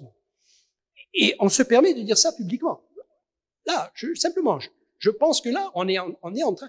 Donc, la question du corps électoral, la question de la terre et des maisons, bien entendu, et la question de la langue, je veux dire, c'est une question, ce sont trois questions urgentes et urgentissimes. Est-ce que nous sommes prêts à baisser les bras ou est-ce que nous sommes prêts à chercher les nationalistes d'abord, bien sûr, et puis plus largement ensuite, parce que, encore une fois, ce sont des constats qui sont partagés très largement. On l'a vu d'ailleurs aux Journées internationales sur la question foncière. Tout le monde était d'accord. À la tribune, il n'y avait pas que des nationalistes. Hein, vous l'avez observé. Hein, il y avait même un député qui est très loin du nationalisme. Mais les gens disaient oui, mais ça va. Oui, c'est vrai que c'est bon. Donc la question, Muriel, bien sûr que personne n'a envie de rêve, de plaie, de bosse, on a connu tout ça. On a traversé des périodes difficiles, etc. On le sait très bien. Et est-ce que nous sommes prêts à disparaître? Non. Alors trouvons une autre voie. Mais sincèrement, c'est pas la voie, compris des institutions aujourd'hui. Voilà. Franchement. Voilà. Moi, c'est juste une question beaucoup plus simple et beaucoup plus légère. Pourquoi est-ce que tu as dit, en parlant de Gabriel Diane, un sculpteur de Bastia? Oh, c'était pour le situer. Alors là. Et tu avais besoin de le situer. Ça, c'est une blague. Ça. Non, tu venais juste avant de dire les rivalités entre ACA, etc. Non, c'était. D'ailleurs, il est installé plutôt au sud de Bastia. Et donc, c'est un de nos artistes. Et je l'ai cité d'ailleurs dans le journal aussi aujourd'hui. D'ailleurs, je le cite parce que il a offert à notre collectivité, au pouvoir, il a offert le buste de Maria Gentile. Hein. Voilà, il l'a offert. Voilà. Donc, c'est à observer. Hein? Et si les Bastiais et les Corses. Est-ce qu'il y a une autre question?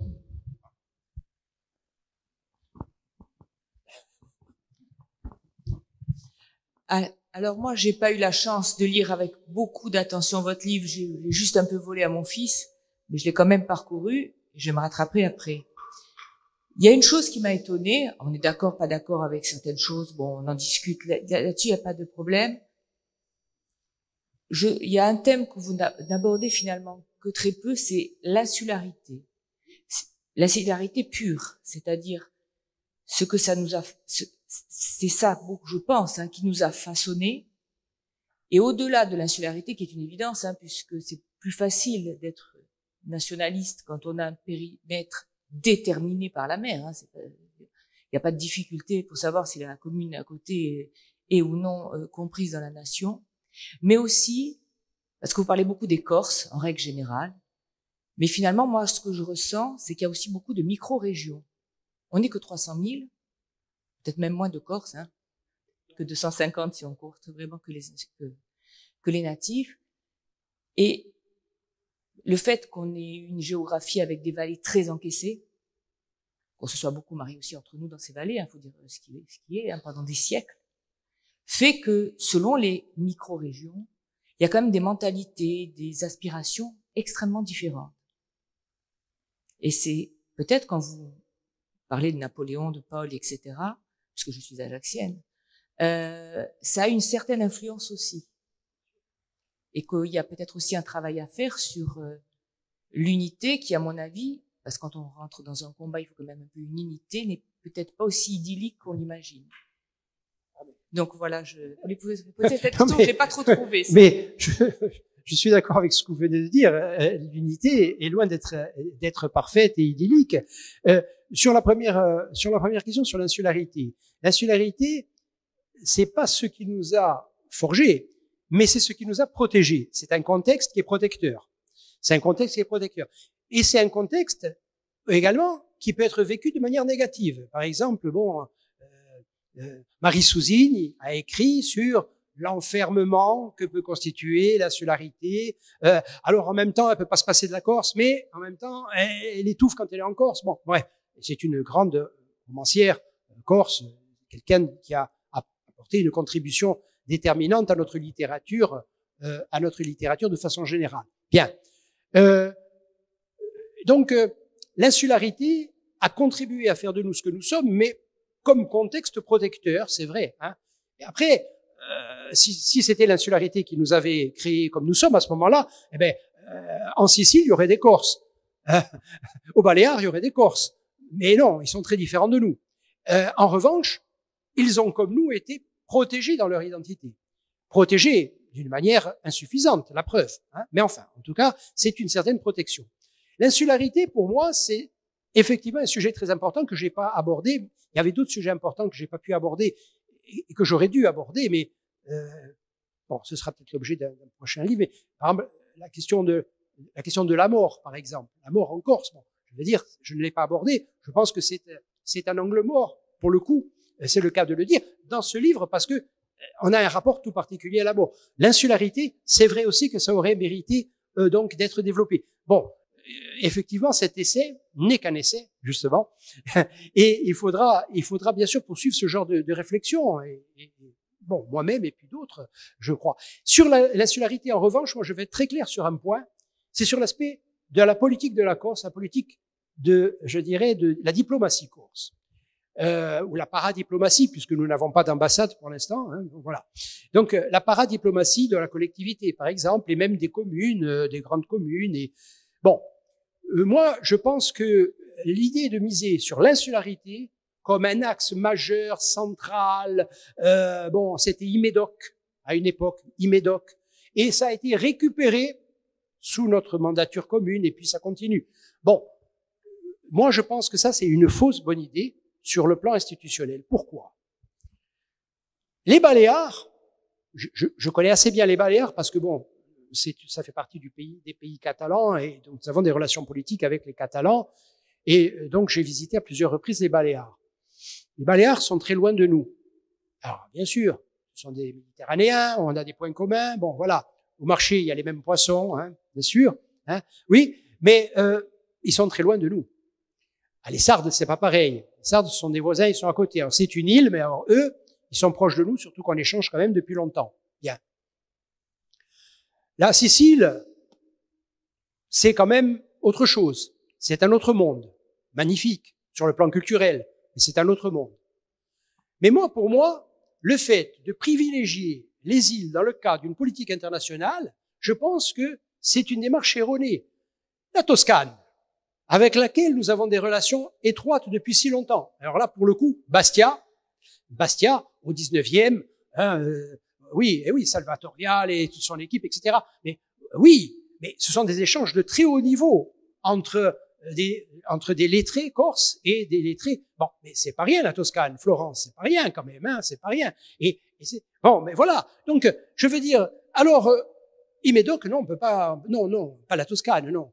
Pas Gênes. Alors Gênes, on va pas continuer la guerre contre les Génois, c'est fini. Donc Gênes, c'est intéressant. La Ligurie, c'est intéressant. Marseille, 20% des Marseillais d'origine corse, d'après un sondage. Bon, c'est intéressant, Marseille. Bon, bien. Mais donc non. Alors, mais ce sont pas des îles. Bon, moi, je pense que ça, c'est une démarche qui est erronée. Il fallait essayer. Je pense que Bajogne y a essayé. Pourquoi pas? On sait que ça marche pas. Je sais pas pourquoi et moi, à l'époque, je l'avais dit, mais sincèrement, j'ai dit, c'est une erreur. Et donc, je pense que ça doit être autre chose, la politique de la Corse en matière. Donc, l'insularité, oui, mais pas l'insularité à toutes les sauces, pas l'insularité comme alpha et oméga d'une politique internationale. L'insularité parce que c'est vrai que ça nous a protégés et parce que c'est vrai qu'on a aussi des points communs et des objectifs communs, notamment sur les transports. Mais c'est très technique. Bon, à Médoc, il y avait aussi des projets culturels. Ça a rien donné, mais sincèrement, je veux pas. Allez, je vais pas dire rien donné. Il y a des livres qui sont sortis, il y a des, il y a des livres qui sont sortis, je les ai, on me les a donnés à l'époque. Bon, très bien. Mais globalement, c'est pas une démarche culturelle d'ampleur, alors que demain avec la Toscane, sincèrement, je crois qu'on a davantage de choses à se dire qu'avec. En revanche, nos amis sardes, c'est pas pareil. Alors là, vraiment, là, il y a des choses à renforcer. Voilà. Mais c'est pas parce qu'ils sont une île, c'est parce qu'ils sont des voisins. Enfin, voilà ce que je voulais dire sur sur l'île archipel en quelque sorte. Hein. Bon, c'est vrai qu'on n'a pas tous les mêmes aspirations, mais on en parlait tout à l'heure, même sur l'interprétation historique. On a parlé d'Ajaccio, on a parlé de Napoléon, on a même parlé de l'ACA. Bon, voilà. Mais moi, je crois que ce qu'il faut favoriser, et ça, c'est le but de la politique. Qu'est-ce qu'on veut favoriser? Est-ce que nous voulons favoriser ce qui nous sépare, ce qui nous distingue entre, par exemple, citadins et ruraux? Parce que c'est vrai que c'est pas tout à fait la même chose, même si nous sommes souvent des citadins d'origine rurale. Mais pas toujours. Il y a aussi des Corses qui sont uniquement ajaxiens, des Corses qui sont uniquement bastiais. C'est vrai. Bon, mais où est-ce qu'on veut insister sur ce que nous avons en commun et construire? Oui, je crois qu'on peut. Notre langue est la même s'il y a des parlers différents, des manières de prononcer les mots, mais il y a une intercompréhension totale, ce qui n'est pas le cas de nos amis sardes du reste, hein, parce que en Sardaigne c'est beaucoup plus complexe, hein, la question linguistique. Bon, sans compter que la Galoure ne parle pas sarde mais parle corse. Hein, bon, ça ce sont les linguistes qui le disent, hein, c'est pas moi qui l'invente. Hein. Bon, donc nous avons une langue commune, nous avons une culture commune et nous avons évidemment des différences, mais oui, mais c'est vrai qu'un Bastiais ne vit pas forcément de la même manière que quelqu'un qui vit au cœur de la Castaniche, qui vit en Alezane ou qui vit même en Balagne. Hein, bon, c'est pas tout à fait la même chose. Mais en même temps, un pays, on le construit en essayant justement d'aller dans le sens de cette cohésion. Bon, ce que modestement j'ai proposé s'agissant de l'interprétation historique, je crois que ça va dans le sens de la cohésion, que ça va pas dans le sens de la séparation. Et je crois que c'est pas ma définition à moi, je crois que c'est Marcel Gaucher qui disait le politique, pas la politique, mais le politique, c'est maintenir une communauté dans sa cohésion et dans sa vocation. Quelle est la vocation de la Corse? Quelle est la vocation politique de la Corse? Quelle est la vocation spirituelle de la Corse? Bernanos parlait de la vocation spirituelle de la France. Et la France a évidemment une vocation spirituelle. Même si c'est un peu étiolé, malheureusement. Je le dis sincèrement, malheureusement. Mais, on m'a posé la question d'un livre, bon, j'en ai cité plusieurs. J'ai cité le livre de Vercors, donc Le silence de la mer. Le silence de la mer, pourquoi? Parce que, qu'est-ce que c'est le silence de la mer? Le silence de la mer, c'est très facile à voir. C'est une nouvelle, c'est assez bref. Voilà, c'est un officier allemand qui s'impose, comme cela se faisait à ce moment-là, qui est imposé hein, donc à une famille française. Bon, la fille, la nièce donc du propriétaire, se refuse à adresser la parole à cet Allemand, mais qui est un Allemand, un officier cultivé, amoureux de la France, de la littérature française, il connaît tout ça par cœur, et il dit non, mais après, de toute façon, on va se réconcilier, vous allez comprendre, vous allez voir que, de toute façon, une fois que cette guerre sera passée, et alors, bon, lui, c'est un amoureux de la culture française. Et puis, à un moment donné, donc, il discute avec ses amis, donc, ses d'autres officiers, qui lui font comprendre que le plan, c'est pas celui-là, que le plan, c'est de tuer la culture française, de la tuer. Pas de mettre les Français, pas de faire subir aux Français ce qu'ont subi les Juifs, malheureusement, mais de s'en prendre à la culture.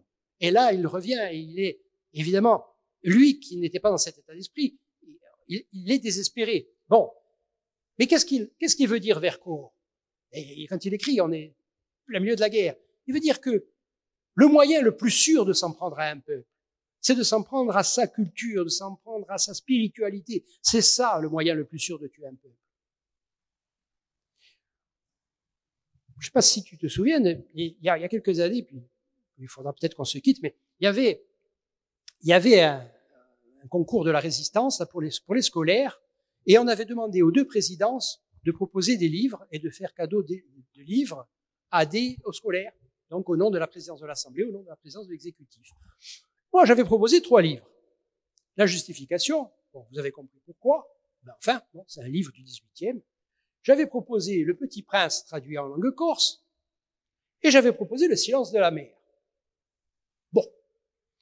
La préfecture d'Ajaccio n'a rien vu n'a pas formulé d'observation.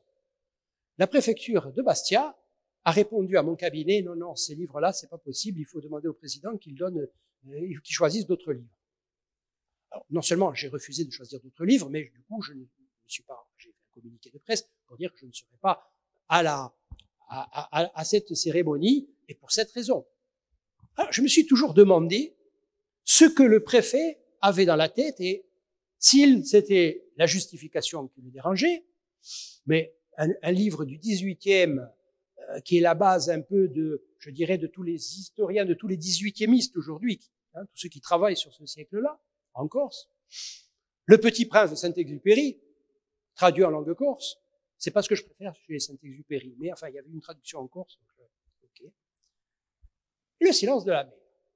Je me suis demandé si par hasard, ce serait pas Le Silence de la mer, finalement, le livre le plus inacceptable du point de vue de la préfectorale. Mais enfin, la question reste ouverte. Mais la question reste ouverte. Mais la vraie réponse, c'est celle-là. Protégeons ce que nous sommes.